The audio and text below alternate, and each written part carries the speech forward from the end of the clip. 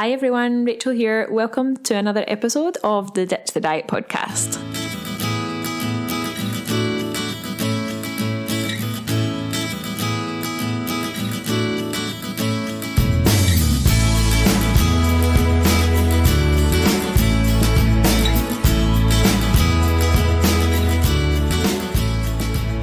My name is Rachael and welcome to the Ditch the Diet podcast. I am your host. This is a podcast for people all over the world who want to learn how to quit yo-yo dieting and start to live a healthier lifestyle without restriction. I want to help you say goodbye to food guilt and start improving your relationship with food. And for that reason, this podcast is sponsored by the Ditch the Diet Academy, which is my membership site that is your alternative to a lifetime of slimming clubs, where we teach you the exact steps to take in order to learn how to quit dieting forever, improve your relationship with food and get your body confidence back. You can check out the academy at www.ditchthedietacademy.com. If you're a long-term listener, I just wanted to let you know that I appreciate you so much, and if you wouldn't mind, it would mean a lot to me if you could hit the 5-star review button wherever you're listening, whether that's iTunes or Spotify, and leave me a lovely review, because that will help me to reach more people and I would really appreciate it so much. If you're a brand new listener to the show, welcome. I'm really glad that you found me. I'm sure this is going to become your favourite weekly podcast, and if you enjoyed today's episode, please make sure that you hit the subscribe button so that you can learn how to quit yo-yo dieting with over 60 episodes to listen to, so there's a lot of catching up to do. But in today's episode, I want to introduce you to someone who I have been following on Instagram for quite some time now, and have learned so much about the benefits of eating a whole food plant-based diet for our overall health, and that is Consultant Gastroenterologist Dr. Desmond. I'd like to thank Alan very much for his time today. We cover all sorts of topics in relation to gut health, how to improve your overall health by improving your gut health. So sit back, make a brew, enjoy this episode, and I'll be back at the end to tell you where you can find out a little bit more about what Dr. Desmond does and how to follow him on Instagram. Thank you for listening, enjoy, and I'll speak to you later. Thank you so much for giving me your time today. I really do appreciate it a lot. No, not at all. Delighted. I have actually listened to a couple of podcasts that you've done as well, and the gut health topic just fascinates me. Like, I can go down a rabbit hole and come out like 3 days later. Yeah. Well, welcome to my world. But you're right. It's a great time to be a gastroenterologist. You know, I think people are really becoming aware of the importance of gut health and people's overall health. So it's really lovely to have the opportunity to come and chat to you today. Yeah, it's a fascinating topic. So before we get started, I thought it would be a good idea to just have a quick introduction, or a not quick introduction to yourself. Who are you? What do you do? And we'll go on from there. Well, I'm Dr. Desmond. I'm a consultant gastroenterologist. So I'm a doctor. I graduated medical school all the way back in 2001. I can hardly believe it. But I spent from 2001 through to 2012 working as a doctor in various hospitals and learning, I guess, essentially how to be a doctor working in a hospital, more specifically how to be a consultant gastroenterologist. So after all that training, I became a consultant gastroenterologist in 2012. So my job is pretty varied, actually. I spend quite a bit of my time on the hospital ward, looking after people with inflammatory bowel disease or abdominal problems, cirrhosis of the liver. Unfortunately, I see a lot of people with various cancers, colon cancer, esophageal cancer, stomach cancer. So I do a lot of my work based on the ward.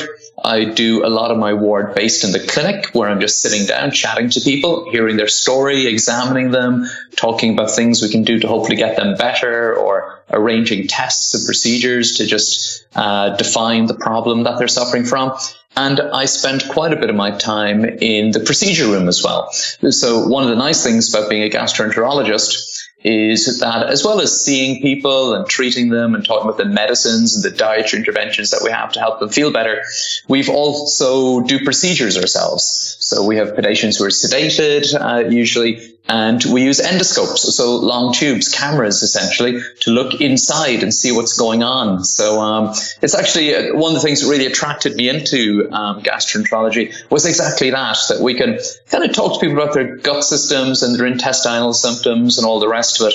But it's one of the few specialties where, if required, we can then do a procedure and we can go inside and look in real time and see full color pictures on a big TV of exactly what this person's stomach looks like and what their intestine looks like and what their large bowel looks like.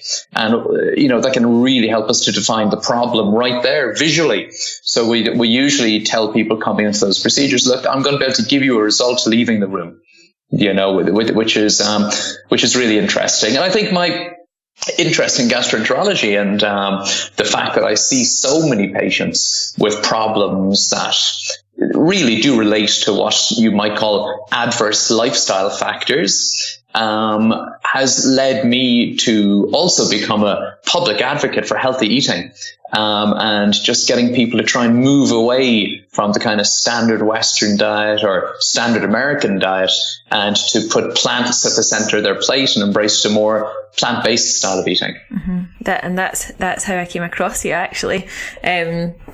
One of my questions was, and I didn't put this in the outline before, so sorry for springing this on you. But that's all right. You kind of touched on it before. When you were training at medical school and you went on to specialise in gastroenterology, was there a specific moment that you can remember that you decided, this is what I want to do, this is what I'm interested in, or? Yeah, that's a good question. There is actually. Coming up as a trainee doctor in the hospital system is very regimented. It's almost like being in the military in some ways. You start off, you're the junior officer, then you're the senior officer, then you're the registrar, then you're the consultant. So it's very hierarchical. And most teams are exactly that. They're a team, and there's junior people and a senior person and a consultant kind of leading the team. So when I was just a year or two out of medical school, I was doing a rotation in gastroenterology, and I was already enjoying it. I said, gastroenterology is quite interesting, because we generally will spend a few months going through all of the various hospital-based specialties and out in the community as well. But when I was working in gastroenterology, the next guy, my senior guy, the guy one rung up the ladder, ended up being out unwell, actually. He had a health problem, and he was out of work for a few months. So I had to kind of step up a little bit and kind of act up and to maybe take on a little bit more responsibility than I usually would. And I had great supervision from my bosses at the time. But it gave me some real hands-on experience in managing people with gastrointestinal conditions and really attracted me into the whole process. There was one case about a year or so after that, before I'd fully committed to being a gastroenterologist. And it was a young guy, actually. His name was Joseph. And I remember seeing him. He came into hospital. He was admitted as an emergency. He was a guy in his 20s. He had a young family. He was a builder. He had a very busy life. But he'd been having dreadful intestinal problems and digestive problems for months. And he looked it because he was thin. He was underweight. His blood tests showed that he wasn't in good shape. And he had dreadful symptoms. And so I met him on the ward, heard his story, and a few days later did a procedure, had a look inside his lower bowel. And even at that stage, I was able to recognize this man has a condition called inflammatory bowel disease or ulcerative colitis at the more severe end of the spectrum. So he was really in danger of needing to have emergency surgery to remove a big section of his bowel, his entire large bowel. But at that time, so that was probably about 2003, 2004, we were just starting to use these brand new medications, these anti-TNF drugs. So, I was really part of the team that decided, we're going to give these new medications to this young man. And within days, he started to improve. And within weeks, I saw him back at clinic, and he walked into clinic and he was transformed. He was standing upright. He put on muscle weight. He looked like you'd imagine a fit, healthy 23-year-old builder would look. He was in great shape. And at that time, I thought, this is fantastic. This is such a lovely specialty. And I think as I went through it more and more, with more and more experience, I think I saw what a lot of doctors realize after some years in their specialty, that the medications we have are truly amazing and truly life-changing. But they work extremely well in the emergency situation. But it's when you get into the long-term situation that they don't tend to work as well generally. And if you're not addressing dietary and lifestyle aspects of helping that person to maintain healthy, if your only focus is purely on medication, you're really going to limit the success that you and your patient get to enjoy. Mm-hmm. No, that makes sense. Knowing what I know now. Just before we move on, just to give you a bit of background and why I got so interested in the gut myself. I was diagnosed with IBS, or irritable bowel syndrome, when I was in my early 20s. So I'm 34 now, so it was quite a long time ago. And at the time, my GP basically said, this is what you've got. You need to go home and Google it and learn how to live with it. That was her exact words. Oh dear. Okay. And then I went to a private consultant who sort of gave me like a diet sheet and things like that to increase my fibre. I had to take fibre supplements and all these things. And anyway, long story short is that about a decade passed, and I just basically did do that, just what she had said. I just learned how to live with it. I ended up with all sorts of like anxiety problems and developed depression and all sorts of things. And it was all related. I can relate it all back to this one incident of IBS years and years and years ago. And about, I think it was maybe about 5 years ago now, maybe not even that long ago, I came across a book called The Gut Makeover by Jeanette Hyde. Okay, I'm not familiar with it. But... Yeah, I spoke to her years ago about the book and started to learn about just how important the food that I ate was for the microbes in my gut. And then I got down, like I said before we started recording, I went down a rabbit hole for a good few years and did a lot of learning about the gut microbiome. As you know, it's like at the moment every single day there's different news about it, and kind of just learned about it myself and applied a lot of the things that I had read to my own body, and I'm pretty much symptom free most of the time now, unless I get really, really stressed. So using food for me was food and exercise and a couple of other bits and pieces that I learned totally turned my life around. Well, the area of microbiome research is absolutely fascinating. And I guess it's one of the reasons why it's so rewarding to be a gastroenterologist at the moment, because people are so keen on this. I mean, for people who don't know, the gut microbiome, or the gut microbiota, using the more scientifically correct term, but I'm happy. I always say microbiome. I think people are more familiar with it. It just refers to the fact that within our digestive tracts, particularly particularly within the large bowel, the colon, we have got hundreds of trillions of microorganisms. Truly, we are not alone in the universe, So we've got more microbial cells and more microbial DNA or genetic material than we have human cells or human genetic material in our bodies. And these microbes have been with humans right through human evolution. So for millions of years, being a whole, complete human has involved having trillions of microorganisms within your system. And on an individual basis, these microbes are with us from within a few moments of birth. So our GI tracts are probably pretty much bug-free before we're born, when we're in the uterus. But as soon as the birthing process begins and as soon as we come into the world, our first human contact, that first breath of air, that first sip of breast milk, our gut is being populated by bacteria. So by the time we're adults, we have hundreds of trillions of bacteria, viruses, yeasts, and a very ancient form of microorganism called archaea living within our gastrointestinal tract. And everybody has their own unique microbiome. It's almost like your fingerprint. But there's a lot of things that you can do to help maintain a healthy microbiome, which is the key to having a healthy digestive system. But also we're recognizing more and more the key to overall health, because I think it's obvious that gastroenterologists would say this, right? But gut health in many ways is the key to overall health. So when I see people and ask me, look, what can I do to improve my gut microbiome? And really when people are asking, but look, what can I do to improve my IBS or improve my gut health or improve my energy levels or just improve my digestive function? It really, I mean, I've got a few kind of top tips for improving your gut microbiome.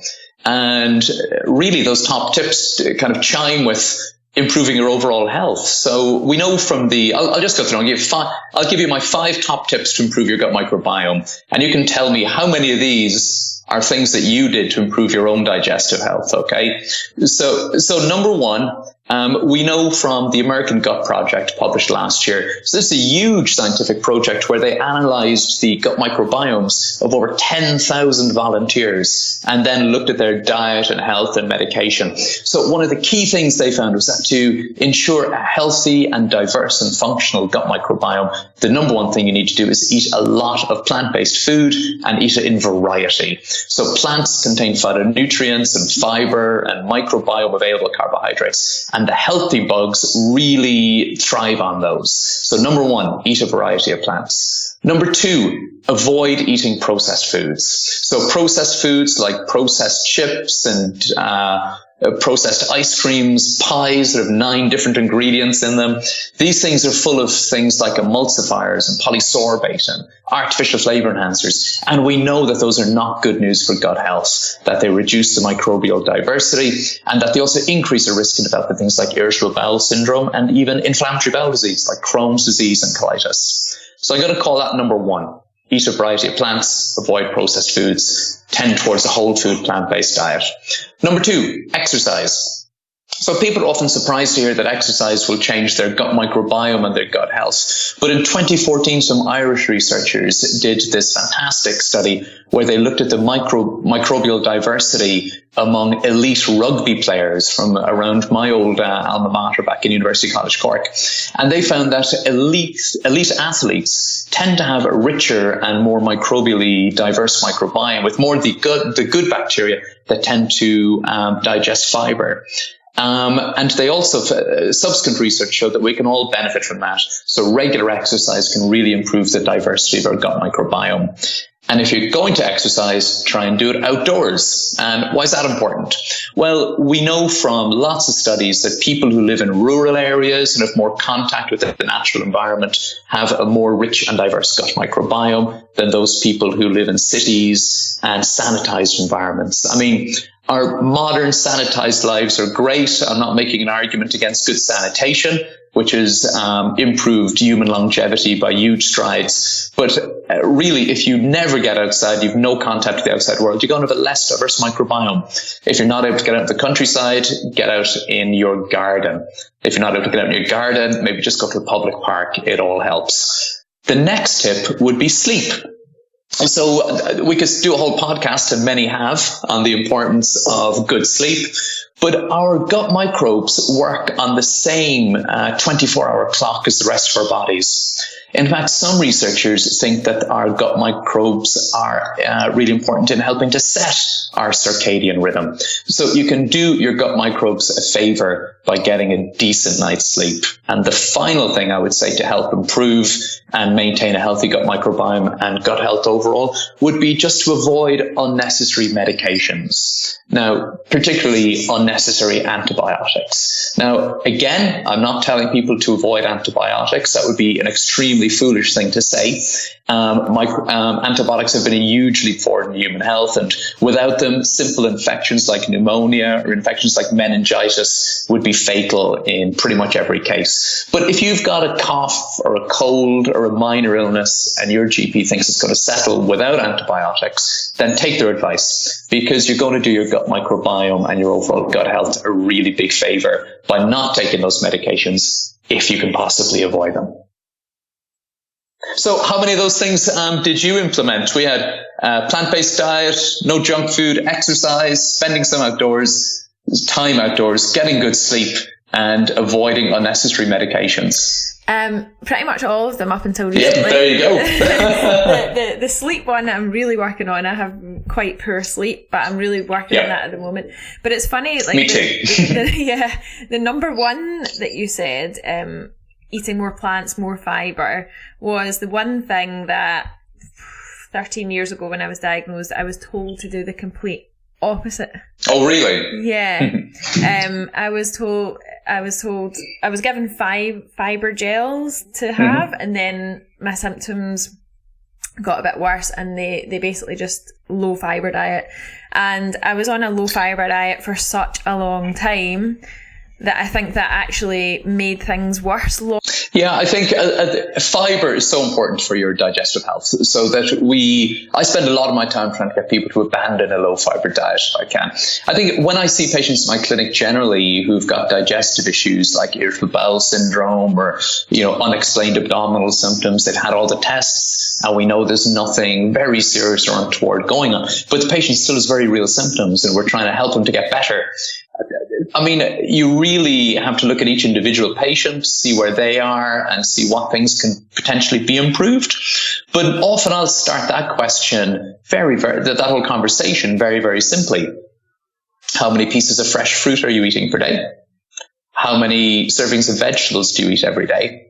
And how many servings of whole grains do you eat every day? And I would like those numbers to add up to about 9. I'd like it to be about 3 of each. And if the person isn't there yet, because unfortunately the answer will often be, well, I don't really like fruit, but I have an apple some mornings. I never have vegetables except with my Sunday roast at the weekend. And I don't eat whole grains because carbs make you fat.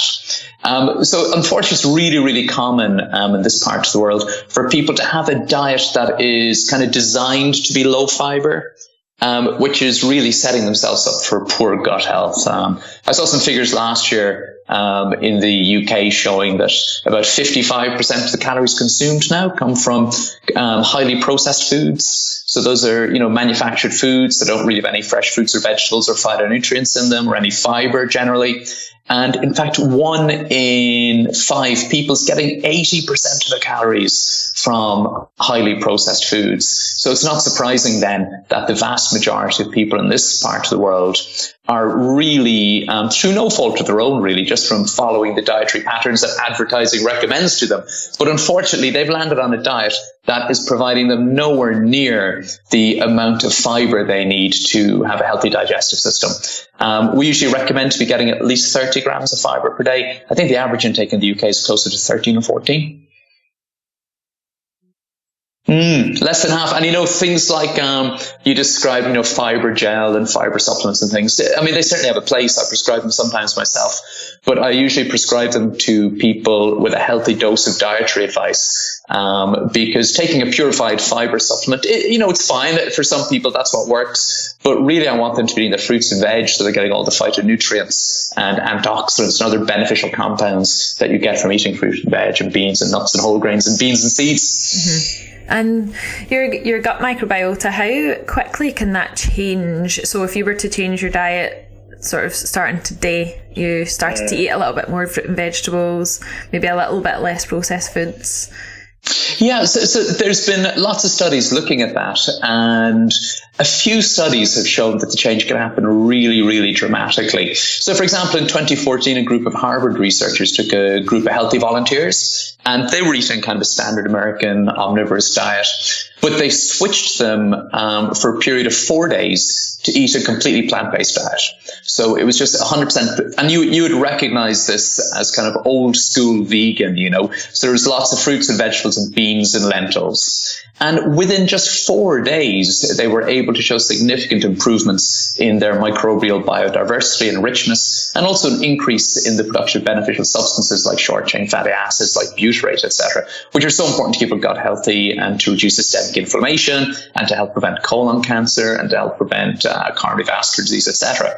They then took the same group of volunteers and put them on basically an Atkins diet or a kind of a carnivorous diet, where they were getting all their calories from meat and dairy. Now, that's pretty extreme. There's not many people who get all of their calories from meat and dairy, but there's plenty of people out there who are getting the majority of their calories from those sources. And again, within 4 days, they showed significant changes in the gut microbiome with reduced diversity, reduced richness, and also a change in the types of bacteria that were present in their gut.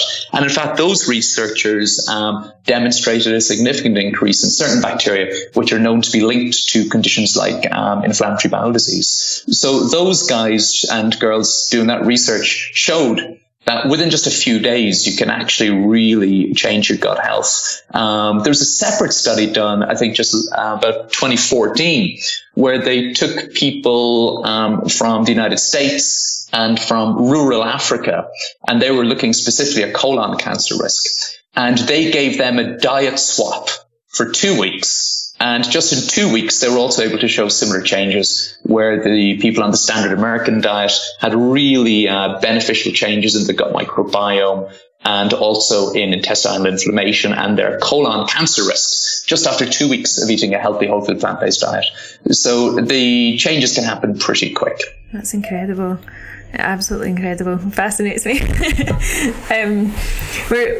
We were talking, I was at a seminar at the weekend about the connection between our gut and chronic disease and autoimmune conditions as well. And we're facing such a surge in chronic disease, autoimmune conditions, and even a huge rise in conditions like I have, like IBS and anxiety and mental health conditions. Do you think, I think it's perfectly sort of obvious, I don't know if that's the right word, now that we've spoken to you for such a while now, that the gut has a big role to play in this, but in what way is the gut linked with the immune system, and how does people are often surprised to hear that 70% of the immune tissues in our body actually reside in the gut. And actually, when we do camera tests on people and we're doing colonoscopies, etc., we can see little patches, little whitish patches in the lining of the gut, and those are predominantly full of lymphoid cells and immune cells. So the immune system and our gastrointestinal tract are very, very tightly linked. And we mentioned earlier the benefits of having enough fiber, fruits, vegetables, and beans, etc. in your diet. One of the reasons that's important is because by eating those healthy whole foods, you're promoting the growth of bacteria within your microbiome, which will digest and ferment those into substances called short-chain fatty acids. So having enough short-chain fatty acids in your diet is extremely important in terms of keeping a healthy immune system functioning on a daily basis. So these short-chain fatty acids actually interact directly with the immune cells in the lining of our bowel, helping to keep things in check, helping to keep our immune system from being overactive, and helping to prevent conditions like Crohn's disease, ulcerative colitis, as well as, and I mean, I've heard other people speaking about this, but obviously it's not an area that I specialize in myself, things like rheumatoid arthritis and other autoimmune conditions. I mean, when I was in medical school, we were taught that, Crohn's disease, for example, which is a form of inflammatory bowel disease, was just a completely autoimmune condition. So there was something wrong with your genes, therefore your immune system is attacking your gut. What we now know is that although the immune system has a role, it's like loads of these chronic diseases that were really rare 50, 60, 70 years ago. It's like things like type 2 diabetes, coronary vascular disease, obesity, and heart disease, as well as inflammatory bowel disease, rheumatoid arthritis. There's definitely a genetic component. You could say that in many ways, genetics load the gun, but it's diet and lifestyle that pull the trigger pretty much every time. That's amazing. And so I also wanted to ask you about your own diet. Are you vegan? Are you sort of omnivorous?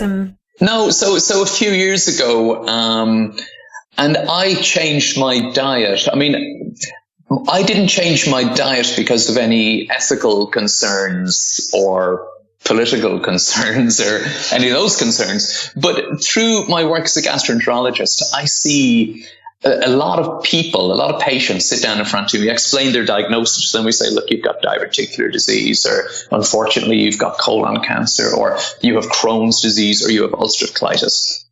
or you have irritable bowel syndrome. And invariably, since I talked earlier about when I was, back in, say, 2002, 2003, right up to now in 2019, every single patient with a gastrointestinal disorder says the same thing. Is there anything I can do with my diet? Is there anything I can do with the foods I eat that will help me not just to feel better today, but also to help maintain my gut health? Because you've told me I've got a gut health problem. So, for example, if I have ulcerative colitis, is there anything I can do to reduce the risk of needing immune-suppressing medications? If I've got Crohn's disease, is there anything that I can do to help reduce my risk of needing surgery or having to go on immune suppressants? Or if I've got a family history of colon cancer, or if I've had precancerous polyps removed from my bowel, is there anything I can do with my diet to reduce my risk of colon cancer in the future? And over the years, I've been trying to find evidence-based answers for my patients on all of those questions. And the same themes would come up again and again and again. So in general terms, and everything needs to be tailored to an individual patient, but in general terms, a diet that is rich in plant-based foods, doesn't have processed foods, eliminates or very much restricts dairy, eliminates processed meat, eliminates red meat or very much restricts red meat, and generally a low meat intake in general. A diet that depends on beans and nuts and seeds for its protein intake. It's all of those studies, from different medical journals, from scientists who are coming at it from a completely different angle. They all lead you to this concept of a whole food plant-based diet, even if they don't state it overtly. So having looked after patients for years with these problems, I just started reading the research. And like anything, if you're spending your days advising people on something and you're giving them evidence-based advice, I think it's inevitable that you're going to realize, well, what am I doing here? I should be doing the same thing. So I've been eating a whole food plant-based diet for several years now. So I haven't had meat and dairy for a long time.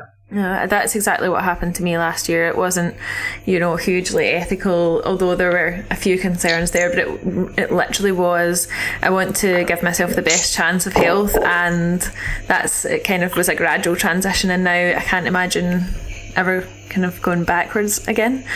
Yeah, it's strange. I think a lot of people say that, and certainly it's been my personal experience. I didn't have any specific health issues myself, but God knows I've seen lots and lots and lots of people who unfortunately have very real health issues. And I think when you spend your career, dealing with that, the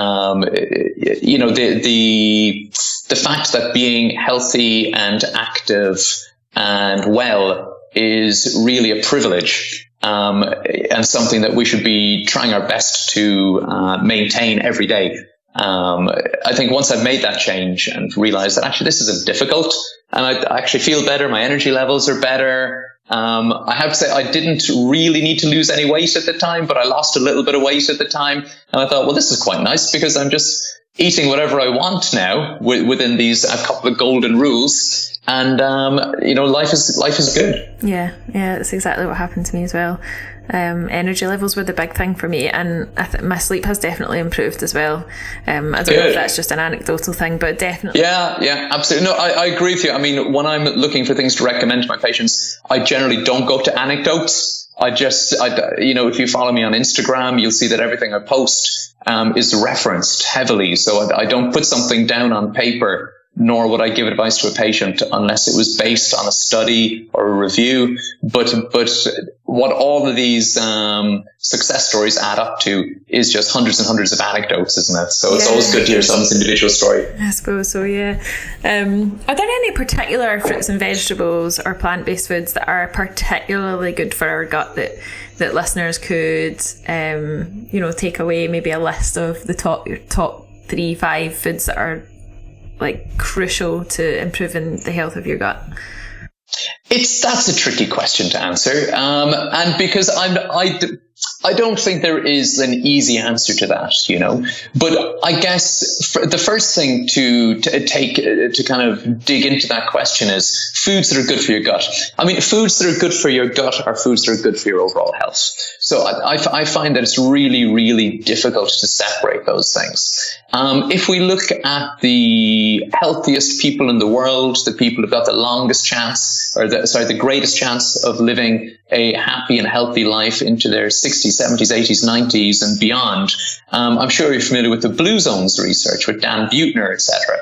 So for people who aren't familiar with that, about 15 or 16 years ago, a journalist and researcher named Dan Buettner was given a commission by National Geographic magazine to go out and study and examine the people in the world who had the healthiest and longest lives. And he took a team of medics and researchers and epidemiologists and went out, searched the world, and found these 5 areas in the world where people were particularly likely to have long, happy, healthy lives. And he described a number of things that were very common to those populations. Now, one of the populations he looked at was in Okinawa, Japan.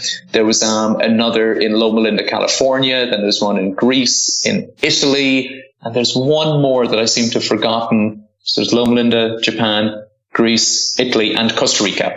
So he found these 5 geographically diverse populations. But when he charted out what their diets looked like, he found the same characteristics. So these people were depending on whole food, plant-based for the majority of their calories. So in terms of foods that are good for gut health, I'm going to tell you foods that are good for overall health. And, we just saw a big review published a couple of weeks ago from an international panel of experts and scientists called the Eat Lancet Commission report.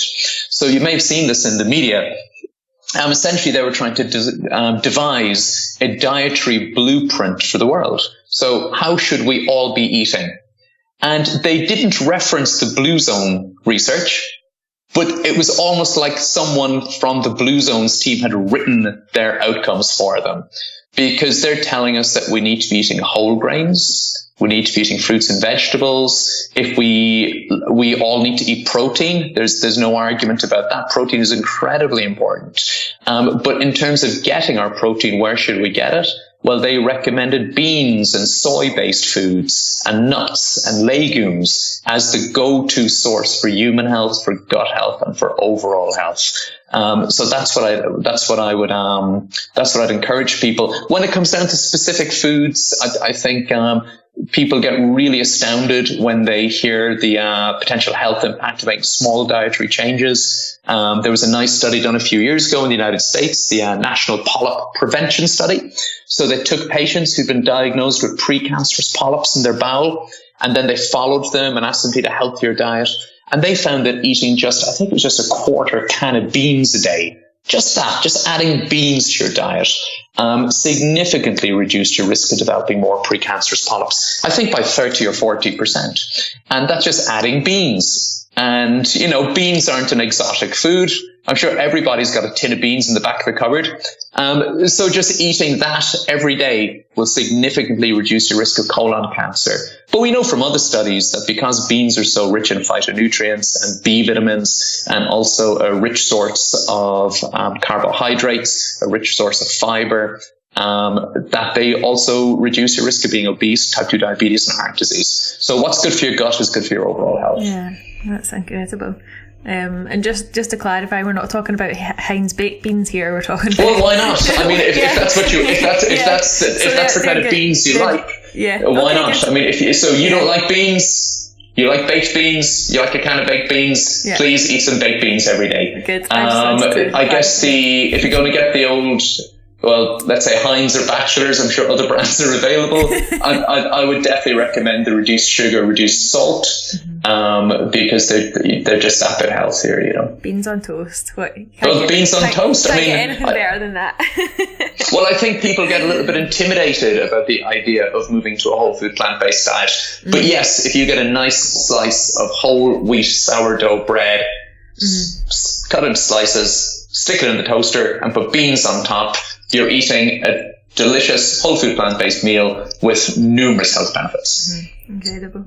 Yeah, I often say to people that ask me, what one of my favourite meals are, I always say beans on toast, because it's definitely one of my... Yeah, why not? And I think for a lot of people, making that jump to a plant-based diet feels intimidating. So it's nice to be able to give people a structure to do that. At the moment, I've been working with Steve and David Flynn at The Happy Pear, if you're familiar with The Happy Pear.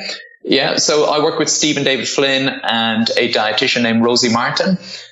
So we've just last month launched a 6-week online course where we teach people all about the health benefits, particularly the gut health benefits of a healthy whole food plant-based diet. But we also give, like meal plans and recipes. So just try and take the hard work out of it, Although I think one of the things that people struggle with when they're making that transition is, you have to learn how to cook, to a degree. But I think once people get over that hump, they realize, well, actually throwing together healthy whole food plant-based food in my house doesn't really add that much a lot of time to my week. And the food is inexpensive and is healthy and is tasty. So we encourage people on the course to look at perhaps batch cooking, perhaps cooking 3 times a week and having a meal in the fridge for tomorrow. So once you get on board with that and you start to realize the overall health benefits, it certainly makes it a lot easier. Oh yeah, definitely. I think that's one of the biggest things that when I first made the transition was learning, like I trained as a chef back in the day before I do what I do now, and relearning cooking skills that we just were never really taught. Yeah, you're right. But I guess that speaks to a bigger problem, doesn't it? I think I mentioned earlier how, 55% of calories consumed in the UK now come from highly processed foods. And that's just the convenience factor, isn't it? Unfortunately, I think, schools don't do a great job anymore of teaching people how to cook, which is a shame. But, I see some initiatives to make that change. And so hopefully, because I think one of the challenges about getting people to eat a whole food plant-based diet is they go, well, I don't cook. What am I going to do? But gladly, I think shops and restaurants and things now are doing a better job. Mm-hmm. Oh, definitely. It's much easier now, I think, than it used to be. Definitely. What? Just before we wrap up, there's one question that I wanted to ask that I personally get asked a lot about, and it's supplementing with probiotics. So when someone comes to me and asks me this question, it's one question that I tend to not want to give advice on because it's not really my realm and it's not my responsibility. But what are your thoughts on probiotic supplements? Should we be supplementing with a probiotic? What are they? Well, yeah, I guess for people who don't know, so probiotics are supplements you can buy that have live bacteria within them. So these are bacterial strains that have been linked to or potentially linked to some overall health benefits. So we do know that if you take a probiotic supplement on a daily basis, particularly a high strength one, it does have an impact on your overall gut microbiome. As it passes through, it changes things. And there have been studies showing some limited benefits to that. But does everybody need to take them? Definitely not. I think there's quite a lot of health benefits made or health claims made for probiotics. And it's worth noting that the probiotic market globally is now worth about $55 billion a year. So like everything, where there's big money, there's going to be inflated claims. So I don't recommend probiotics to my patients in general. There's a few small circumstances when I do recommend them. One case would be someone who's had a course of antibiotics and is now experiencing gastrointestinal problems. One case is someone or a person who's had a gut infection and are having digestive problems after that. And then there's a few very specific instances in the cases of ulcerative colitis and Crohn's disease where I might recommend a course of probiotics. But it's always a limited course. It's just for a couple of weeks. It's always in a very specific situation. It's a very specific strain that's prescribed. And it's always given with a healthy dose of dietary advice. So generally, people don't need to take a probiotic. I wouldn't recommend it.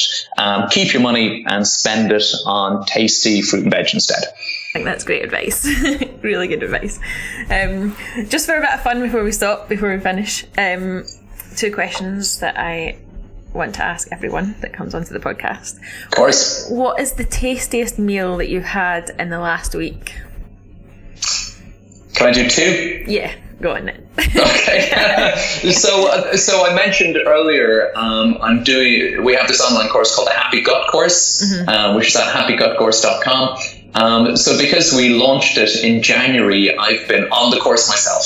So I've been prepping and enjoying all the food on the course, which is all whole food plant-based. And it's also a low FODMAP plan with a gradual introduction of FODMAPs over the 6-week period. So it really helps people who've had issues with irritable bowel syndrome, or also people who are just transitioning to a healthy whole food plant-based diet and are finding that as their gut microbes are adjusting, they're getting a little bit of bloating during that transition period. So it's really designed to get people on board with a completely plant-based diet without any digestive discomfort.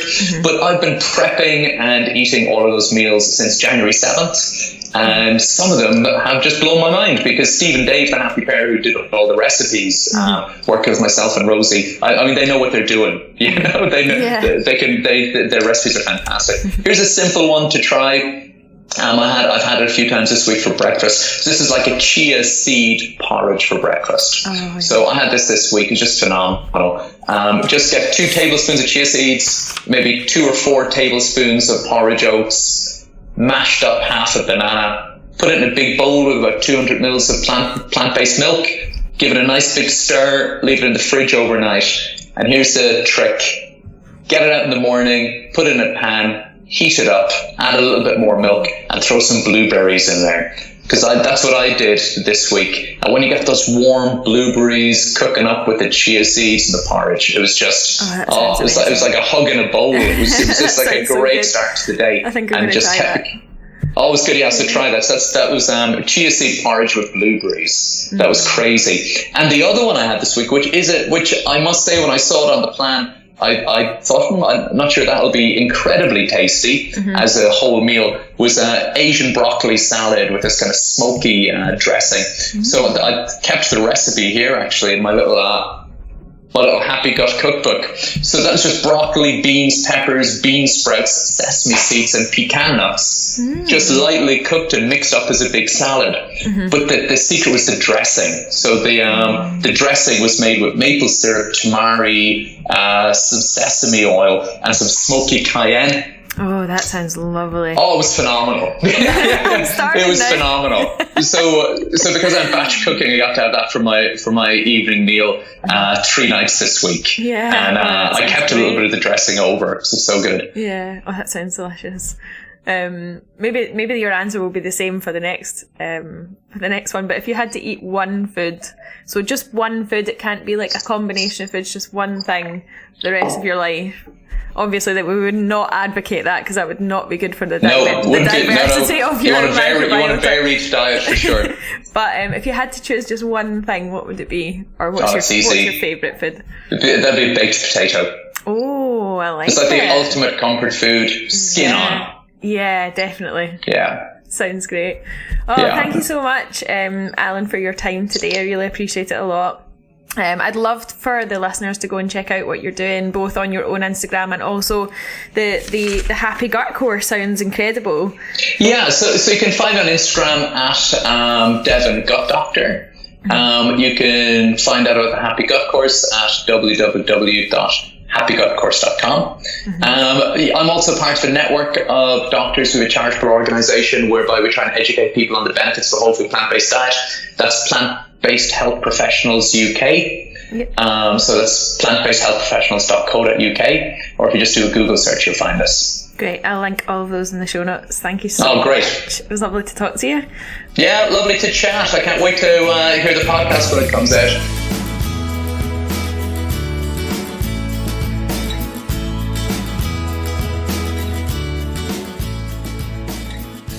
I hope you enjoyed today's episode, everyone. If you did, please don't forget to leave a review and please don't forget to subscribe. I have put all of the links that we spoke about in this episode in the show notes, and if you'd like to find out more about what we do here at Ditch the Diet, please just go to ditchthedietacademy.com and you'll find loads of freebies on the homepage of the website that you can download to get you started. Thanks for listening, and I'll see you for another episode of the podcast next Thursday. Take care. See you then.